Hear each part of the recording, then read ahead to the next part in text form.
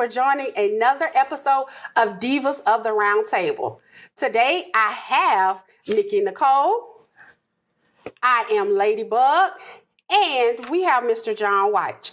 He is a retired Air Force major that holds many degrees. We would like to thank you for your service. Thank you. Most notably, an MBA specializing in management information systems from the University of the Incarnate World in San Antonio, Texas.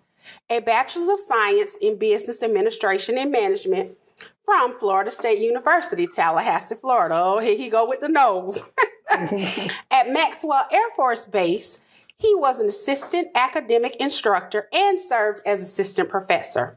He won the Hennessy Award for Best Food Service Unit for Air Force Reserve units worldwide. In 6 years, he won an amazing 4 times. He helped organize the Air Force ROTC program at the University of West Florida, just to name a few of his accomplishments. His latest endeavor is conquering the homeless crisis in Jacksonville, our city. Ladies and gentlemen, we do not have the time to list everything in this guest portfolio. So without further ado, please, let's welcome to the show, Mr. John Wyche. Thank you. Thank you. We are glad to have you here today to talk about this homelessness issue in Jacksonville. So tell us what's going on and what are you doing in the community? Just tell us what is it all about? First of all, I said thank you for the opportunity to come on the show. And thank you for the great work that you guys are doing, man, just to get people's life's work or just to get the contributions that people are giving to the community. So I appreciate this platform. Thank you. Thank you. Now, tell you, homelessness is an issue that we need to make political. Because what I'm finding out is the politicians think that homeless folk are invisible. Yes. And they're human. They're people. They're people. A lot of people are 3 checks away from being homeless. Yes. Some are 2, some are 1. Yes. 1 with things in society now. Yeah, and what happened is on my birthday, 25th of January, I put a post out, and within hours, I get 40,000 people that have checked or hearted or viewed the post. Oh, wow. 4 days later, I got 71,000 people that have chimed in on the post. 28 days later, I got 250,000 people that have chimed in on the post. On LinkedIn, I got 150,000 people that chimed in on the post in terms of homelessness. Yes. So that first night, my birthday night, my wife comes through at 4:00 in the morning and said, well, are you still up? I said, sweet, there's a need. People are responding. Somebody got to do something. Right. So that's what I've been doing. The bottom line is that our homeless citizens are not invisible. Right. And we need to make this thing political so that the politicians understand that. For instance, the mayor proposed last year $10 million for homelessness. The 19 city councilmen gave her a $1.2 million budget to attack homelessness. Oh, wow. Now, they went from 10, her proposal, and her proposal wasn't enough. So I went to her first budget committee meeting. She's going around the city. And my response to her is that if you ask for 10 and they gave you 1.2, how about you ask for 30 and they give you 3.2 kind of thing. So the bottom line is that there's a need. People need to stop looking at homeless people as if they're invisible because they are not. You're right. And I'm telling you, I am passionate about making sure that people see our homeless comrades. I'm just passionate about it. So let me ask you this. What has the homeless rate in the city of Jacksonville, how has that been?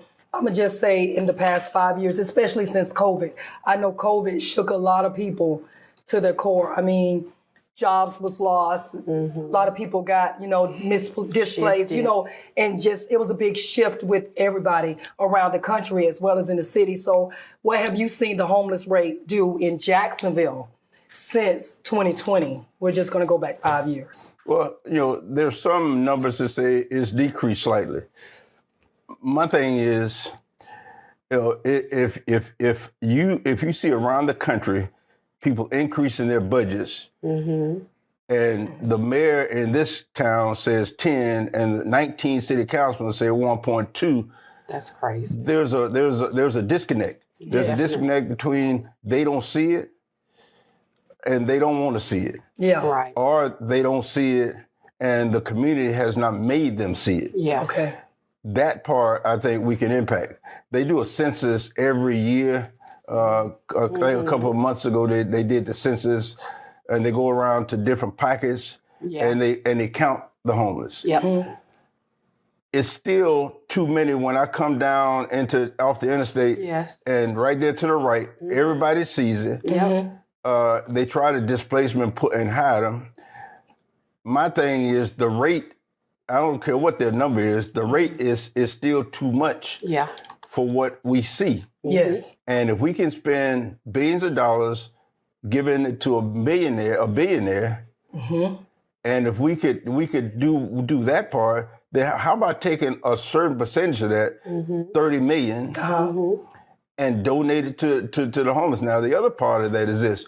You've got a lot of organizations, I call them status quo placeholders. You got a lot of organizations. One in particular, Changing Homelessness, has not been responsive. Oh, wow. And I call them out all the time. They have not been responsive, but they've got some of these shelters around this doggone place actually have mold in them. Oh, no. And I've helped numerous people. One in particular, she's a mother. She had a 4-year-old and they had to go to the hospital because they were in one of these shelters, and the mold was getting to them. Oh, wow. But when I told that to the mayor, when I told that to the city council, they acted as if they didn't know. Well, that's part of my advocacy. My advocacy is take whatever the people say, and make sure these 19 city councilmen know and the mayor knows, because that way down the road they can't say they didn't know. Right. That's what I was going to ask you when you said about the councilman. Do you think it's more of a situation of out of sight, out of mind, or is it homelessness is not prevalent in their areas that they are councilmen over? Do you think it's because it's in another area? You know how like across the tracks, and that's the area that homelessness is in, so they're not acknowledging it or following through with trying to help the cause because it's not in their area, it's not affecting their people. Do you think that's what it is? I think there are some city councilmen that believe and understand. I think the other ones that don't just need to be educated. Now there's some that are just going to be lost. But politically, what you have to understand is that we got 19 city councilmen. All you got to do is get 10 of them. Right. Yes. Anything over 10 is extra. Right. So all you got to do is educate 10 so that when a bill comes before the council surrounding homelessness, if you get 10, you won. So I think there are a number of them that just need to know. And once they're educated about it, once they get a text, especially from me, I take what the people send me, their story, I copy and paste, I take their names out of it, I take anything that will attach to them, and I send it to the mayor, I send it to 19 city councilmen, and now they can't say I didn't know. Right. So then the other part is I need to get people to start coming to these city council meetings.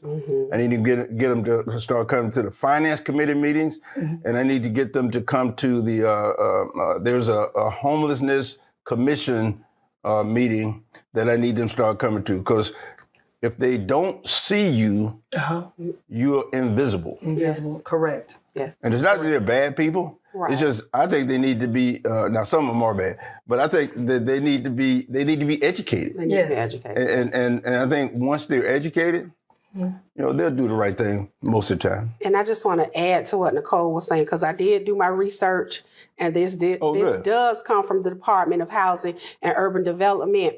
So out of the population, we know that whites make up a majority of the population, but they also make up a majority of the homelessness. So they make up 50% of the homelessness. African Americans make up 30%, 37%. Hispanics, Latinos make up 28%. Multiracial makes up 6%. American Indian, 4%. Asians, 2%. And Native Hawaiians make up 2%. I also want to add that in the state of Florida, you were talking about the increase. Mm-hmm. It says that significantly our homelessness has increased 43% in 2024. In the whole state? Just in Jacksonville. In Jacksonville, it has increased 43%. And homelessness, it's many causes of homelessness. It's family violence, mental health, physical health, loss of employment, limited housing, drug and alcohol addiction, and traumatic experiences. But who hasn't experienced those? Mm-hmm. So these are ordinary people who experience everyday situations. And this could happen to any of us at any time. So we can't think that we're above this. Yeah. We can't. This can't happen to us because this can happen to anyone. Oh, I'm sorry, Mr. Wyche. I wanted to ask you: did you think that, or what are some of the programs that you believe have to run hand in hand with helping the homeless? Like Ladybug just mentioned, you have mental health, you have drug addiction, you have some people probably are homeless because they had to flee a domestic violence situation. Yeah. So. I've had a number of those, by the way. What are the other organizations that can work cohesively with what you're trying to do in helping the homeless, that they all can kind of come together to help these people that's in these situations? Well, what I've found is status quo sometimes trumps anybody's best efforts. Okay. What do I mean by that? The organizations that are already here, they're doing a great job. Mm-hmm. But we still got what's the percent? 24% increase in homeless. 43%. 43. That's a lot. The organizations that have always been here, they hadn't impacted. Okay. So what that tells me is that, and I'm not saying any of those organizations are not going to go work they are. Mm-hmm. But what I'm saying is that they're not doing enough. Gotcha. And it's not always resources. Mm-hmm. Sometimes it's just connecting with the right people in the neighborhood. Yes. I always said, I'm a political consultant, and I always challenge the Democrat and Republican Party at the top level with this. I don't want you to bring Susie into the black community on election or around election time, because Susie, who's a normal young Anglo-white little girl, she don't even know what Main Street is. And she's going to tell the black people in their communities, and Susie getting paid, by the way, by the Democratic and Republican Party. And she's going to tell Miss Gladys, my mom, how to energize the community. Right. Man, Susie need to get out of here. You need to give my mama that doggone salary you giving Susie, so that you can really increase the percentage of black folks voting, because they're going to listen to my mama when she was alive. Then they're going to listen to Susie, but Susie always gets the job. Yeah. Yes. So what I'm saying is that there needs to be an inclusion of more than status quo that's already here, because you got great organizations already here. There are other ways to impact 44% increase in the doggone homelessness in Jacksonville. Come on, man. That's a lot. I'm not saying that the homeless folk and the homeless apparatus is not doing anything, but they need to do something else. Yes, or the existing resources or the existing organizations, as you're saying, basically need to take a step back, regroup, and restructure, because what they're doing. And be more inclusive. Yeah, and be more inclusive. Mm-hmm. And that word, is so important, especially now in these times. We see the political shift and everything that's happening. A lot of the resources that some of these people was dependent on are being taken away anyway, because of the new administration that's come in and, are taking a lot of these programs. And I feel like, to be honest with you, it's only going to get worse. We're still... basically what? We're going into the second month, third or fourth month, whatever. Yeah. Third month. I think it's going to get worse before it even gets better. And that's why we wanted to have you on here, to kind of make awareness, because like you said, people showing up to these meetings, to these, whatever. Political forums. The political forums. Finance committee, the homeless commission meetings. the city council meetings. They actually need to show up Yes. so that they can be a visible representation of homelessness. This weekend, me and my wife actually made sure that a mother and 2 young adult sons are housed right now. They're going to be housed for 7 days because of me and my wife and my hotel owners. I've got some great, supportive, caring owners of hotels that have stepped forward. Okay. One group in particular is responsible for 4,000 beds in the Southeast. It's Harry Patel, John Patel, and Amish Patel. They're out of Atlanta. Okay. Their offices overlook the Braves Stadium. So I mean, but they've got a heart. And then I've got Harish here in Jacksonville, who also owns a hotel. So I've got some great support system in terms of guys that actually own stuff. I had one of the owners come all the way from Atlanta, 5.5 hours, for a 30-minute meeting with city folk to tell them what he's doing in Chattanooga, Tennessee. And we want to bring that same homeless apparatus that he's already done in Chattanooga, Tennessee, here to Jacksonville. So you know, the critical thing is I've got real people who actually have skin in the game, who actually own hotels, and we just want to be part of the solution. We don't want to be the entire solution, because hotels are not the entire solution. Right. But it's part of the solution. Okay. We've been focusing on veterans homelessness, female veterans in particular. And I've got a young lady, her name is Erica Postway, Jamaican. I always joke with her. I said, boy, them Jamaicans know how to work. But the bottom line is that they do. They do. And they've got a work ethic that's compared to nobody. And she's right now doing 2 homes, 3 bedrooms, 2 baths, 2-car garage. She's doing it right now. It's coming out of the ground. And we're getting ready to schedule a groundbreaking. Sometime later this month. We're going to invite everybody. It's in the bottom. I got a history lesson about the bottom in Jacksonville. Yes, my family's from there. Yeah, so it's on the bottom, but I'm telling you, we're talking 2 bath, 2-car garage, 3 bedrooms for women veterans.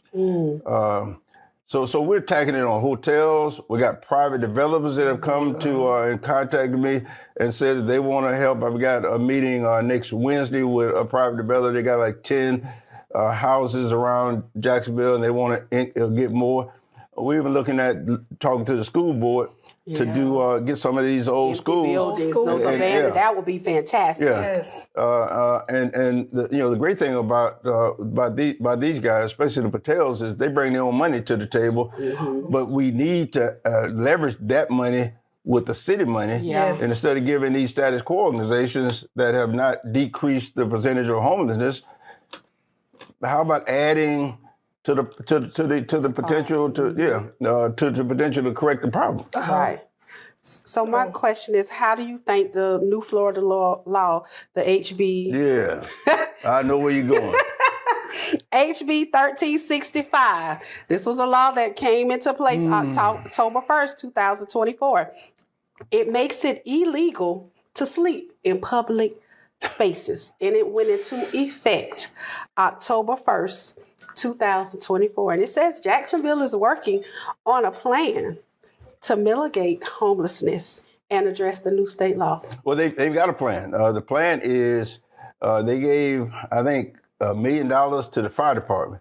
And they've got the fire department going around, when they see pockets of people that are homeless, they're going around and they're asking, what can they do to help? How can they help? And then part of their plan is, and I see the validity of it, but part of their plan is when the fire department identifies someone that's homeless, and if they want to go back to where they came from, their home city or state, they will give them a bus ticket to go back to where they came from. Now, when I first heard it, I said that's not right. But then the impetus for that is that Go back to where you got support. You got family, yes, right. where you got a church maybe you grew up with, that kind of thing. So it makes sense. But my thing is, we're in America.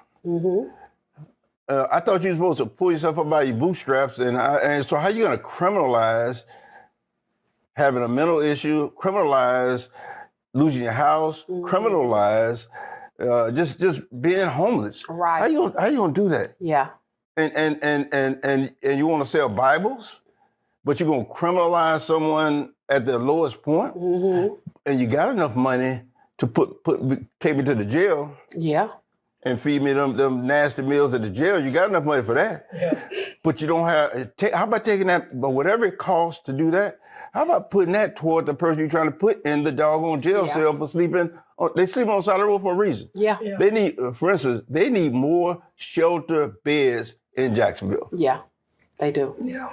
They do. Yeah, I saw a couple of reports with 26 beds here, 10 beds here. What is that going to do? And the other thing that I wanted to let you guys know is that I'm working with some developers right now, JWB. And I know a lot of people have certain whatever with them, but I'm talking to them about they own the old Salvation Army building. Okay. And the founders have said that, if you can find someone that would like to add to the shelter beds, we're not going to do anything with the old Salvation Army building for 2 years. So if you could get someone to do the renovations, they said about $100,000 or $150,000, we'll give it to you for 2 years. Now they're gonna want it in 2 years, but at least we can help people get off the doggone. Yeah. And can you imagine how many beds are in that old Salvation Army building that you could do? Those are the kinds of things outside the box that the status quo hadn't thought about, because they just worried about getting the next group of grants so they can keep getting their salary, and the percentage of homelessness keeps going up in Jacksonville. Yep, keeps I going wanted up. to ask you, have any of the top earners in the city, like the Jaguars? No. Nobody has offered anything. He said it real quick. That's amazing to me. He said it really, really quick. That's amazing to me. I mean, just really quick. But what they need to understand is, I'm not going to take your money and you tell me what to do when you hadn't been out here talking to these people and taking out of your own pocket. I'm not into sending somebody else, because that's the game sometimes. Find somebody like me, send somebody with some money, and the next thing you know, you're doing the same thing the status quo folks were doing. Yes.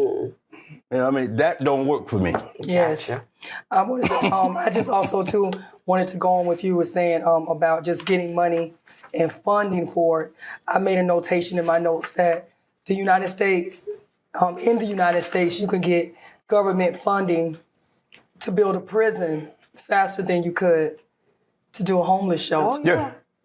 And Yes. that's crazy to me. And I just had the thought, I mean, it may be true, it may not be true, but I was like, if they kind of clean up some of the homeless and, pick them up and criminalize them, like you said, now you got more free work in the jails. Prison system. In the prison system. You have free labor. Yeah. So, we got to get... This thing is insidious. Yes. I've got a one lady, she's 59, and her first text to me or email to me was, I'm 59, Mr. John. I don't want to die homeless. I mean, just let that soak in. Even when I just said it, a chill went through me. I'm 59, and I don't want to die homeless. Come on, man. So she's one of the people that me and my wife took care of this weekend too. But I'm 59, and again, I want to reiterate, I need the homeless population, citizens, and anybody who's related to them to start coming to these city council meetings and talk for 3 minutes. Just say, hey, just so they'll know. Go to the finance committee meeting, because that's where the money is. Where they're going to decide how the money gets dispersed, and then go to this homelessness commission meeting. Okay. I need advocacy, and I don't want to talk all the time. Matter of fact, I've started going to the city council meeting. I don't see her work, because I just want to see who's for the things that are coming up Yes. in the city council. I'm just doing some research right now, but the bottom line is that at some point I'm going to need to energize the community, and not just the people who are impacted by or who are actually living the homeless life right now, but the people who are impacted and the people who know somebody who's homeless. You know what I mean? Yeah. And so doing my research, I know that I love her, right? And both of y'all, boy, the thing that's different between you guys is y'all do some research when y'all come on here. Y'all don't let me pontificate. Y'all got real research, and that's a good thing. So Yes. I know we have visually seen it in Jacksonville as well, because you've seen certain areas of town. You see more pockets of homelessness people as well. But when doing the research, I didn't realize that Florida makes up one of the states that masses the 4 states that have the highest population in the United States. So it's 4 states. It's New York, California, Texas, and Florida. Those 4 states make up 50% of the homeless population in the United States. So I don't know if Florida residents realize, Jacksonville realizes this. That's not a good statistics to have. That's not a good stat to have, that we are part of that, and our homelessness people are suffering. We're supposed to be this big, bold, bright, innovative city, but yet our homelessness people are suffering. And we all know somebody's homeless. Homelessness is just, let me go over my... That's right. I love y'all, boy. Y'all something else. So it's just not just you're living out on the street. It's lack of home, lack of housing. It's various living situations. People experience homelessness may live in emergency shelters, transitional housing. It's different types of homelessness. Long-term, short-term, infrequent individuals who are not living on the streets or shelters. Then there's chronic homelessness. Then there's hidden homelessness. Then there's people who hide it, who live in cars, because we have a lot of people who hide and live in cars. And then you have the definitely not spoken about are the children as well. The children, because I am a teacher, so I know there are kids who live in hotels, or there are kids who live in vans with their parents, and we were like, well, yeah, okay, so let's see if we can get them stuff. Let's see if they give them some food for the weekend. So there are a lot of different things to this homelessness. It's a big umbrella that we just have not uncovered and that we're not willing to talk about sometimes. Well, and the other thing is that we've got veterans who are homeless. Veterans are homeless. One of the cases that really kind of focused me on this issue, especially that first night, was a young lady that I subsequently was able to put her in Schaubacher's center, but there was a transition and she was abused. And she was in one of these local shelters, and her abuser, who's a subhuman person as far as I'm concerned, I wish I had a bat with him, because I hate it when when a subhuman male, not a man, beats on a woman. Yeah. So anyway, I can pontificate further, but I won't. But the bottom line is that he found her. Oh, wow. At a shelter. Ooh. And the shelter was supposed to have some kind of security layer. Right. Yes. And they didn't. So she's one of the people that me and my wife have helped. I've had one person reach out and say, I want to help. So what I did is I sent him to a nonprofit that I got some association with. As a matter of fact, it's a nonprofit that the young lady who's building the homes, the 2 homes. Okay. It's her nonprofit. Because I don't want anything. If ever they call me, I send them straight to her because she's doing the work. She's a young firebrand, and she's smart, intelligent, and she's got a daughter that she's doing the same thing with in terms of developing her entrepreneurial spirit. So that's the mechanism. I got private landlords. I got hotel owners that have over 4,000 rooms in the Southeast that'll come 5.5 hours for a 30-minute meeting with the city folks. who's done it in Chattanooga. I've got local hotel owners, and I've got just people like builders like Erica Postway. So the universe sends you what you need. Yes. You just got to be available to access it and do what you need to do with it. And whatever thing I always do, and my wife is not gonna like this, but I'll say it anyway because she always tells me, "Don't you be John Wyche." But the bottom line is that I can't be anything. But the other thing is that I challenge these churches and these people that are tithing in these churches. How about tithe and help somebody homeless? I'm not talking about tithe and donate it to some status quo organization. I'm talking about, and I'm not just talking about tithe it and give it to the person on the side of the road because they're just as important. People need to do that too. But how about take some of that tithe and don't give it to the doggone church, give it to the doggone homeless. Yeah. Because you are directly impacting them. Yeah. If you go to the church, I don't know who's going to put their hands in the pot because the church is doing a good job now. I'm not saying, let me say that because my wife won't be say that too because she knows they're going to beat me up if I don't say that. But the bottom line is that I am fearless when it comes to helping people. Fearless. You know why? Because I know the universe and good Lord got me. Amen. You know why I know that? Because I got receipts. You was talking about these receipts. We was talking about these receipts. I just want to add too that I work in Los Angeles, and occasionally we have to go up to Seattle. Seattle and Los Angeles has a huge amount of homeless people. Like where my boat is docked at, just to go to the store. Sometimes it's fecal matter on the sidewalks. It's people was just living up there, going to the post office a block or two away. It's encampments everywhere. Along the highways in Seattle, it's tent city. And because you don't see it like that in Jacksonville, that doesn't mean it's not happening. I've had some of my shipmates had to come out here working with Crowley. They had a meeting here. Crowley did a meeting. So a lot of the guys from the West Coast came out. And one of the captains told me, he said, "Nicole, I didn't see no homeless people in Jacksonville." We have them. That's because of the small clusters. And up there and in Los Angeles, it's so spread out everywhere. Because the cost of living is just... It's astronomical. Astronomical out there. So you have way more people. But he didn't think we had a homeless problem because he didn't see it. You see what I'm saying? So people think out of sight, out of mind, it don't happen. And I said, oh, we have them.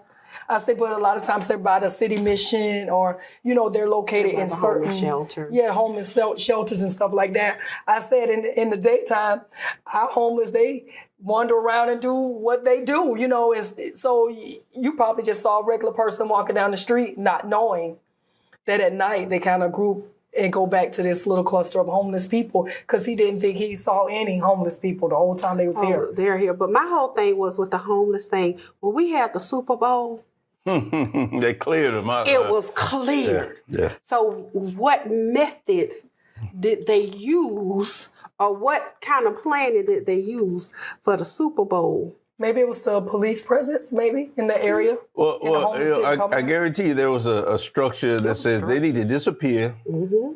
We don't care where you put them, but they need to disappear. The bottom line is that if you can do that, you can do better. Yep. You could do better. You could do better. Correct. If you can do that, you could do better. Yeah. If you can come up with this plan for a weekend or for a few days, you can come up with a plan that'll make your city grow even better. And it'll help out the community.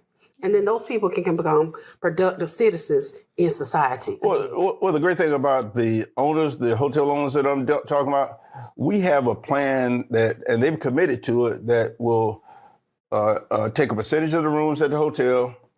They're gonna buy a trailer to put on site, 2 trailers, 1 trailer for wraparound services. But like you said, there's people that need housing assistance. There's people that need mental health. There's people that need food. There's people that need all that. And then we've got another trailer that's going to be used to feed 3 meals a day. That's good. These are out of the box kind of thought process. These status quo folks would never think about that, because all they think about is how to increase to 44%. I mean, you know, they're not focused on that. They need to be focused on the people, and that's what I bring. You know, there's a reason why I tell people all the time, I got an MBA, used to be assistant professor, all that stuff. At the end of the day, I'm me. I'm that John Wyche. My wife always said, because she know I don't play. Because I don't have time. I got more time in my rearview mirror than I have in my front mirror. Yes. So when I go to see my maker, we're not gonna have no conversation about go to hell because you didn't listen to me. Right. We're gonna have a conversation that I told them down on earth to go wherever, to go to hell, because I'm listening to the good Lord. Yes. Because you got to understand what you're here for, and I know this is part of my the reason I'm here. And I'm passionate about these people. And they need a champion. They need somebody that's a fighter. Yes. I ain't got no problem. I ain't scared of my blood. Well, before we go, you know, can you just let the people know what they can do to help your cause? Just let the people know. Easy. You can get involved. You can get involved not just verbally. You can get involved financially. And again, I'm not getting none of the money. I'm sending it straight to a nonprofit that's doing the work in the community right now. And you can advocate. I need folks to start coming to these city council meetings every other Tuesday. I need folks to come to these finance meetings of the city of Jacksonville. And I don't know when they meet. I don't know their frequency, but their finance meeting, you can go up on the city of Jacksonville's website and figure that out. And I need you to go to the upcoming homeless coalition commission meetings. That's what I need you. And then I need you to stop thinking that these people are invisible. They are not invisible. They are like us. That's why I like Kendrick Lamar. All right. So we thank you, Mr. Wyche, for your knowledge of information on homelessness and how we can help bring this community together on this issue of homelessness. So again, this is Divas of the Round Table. This is Nikki Nicole. That's what does right Hey, this is our tugboat queen. So think about her when you think about wealth and prosperity. Yes. Spicy is not here, but when she is on the road, when you see her with that FedEx truck, please be cautious of those truck drivers. I am Ladybug. I've been a teacher for 27 years. So again, this is Divas of the Round Tables. We thank you. Please like, share, and subscribe. Thank you, and y'all be blessed and have a good one. Bye-bye.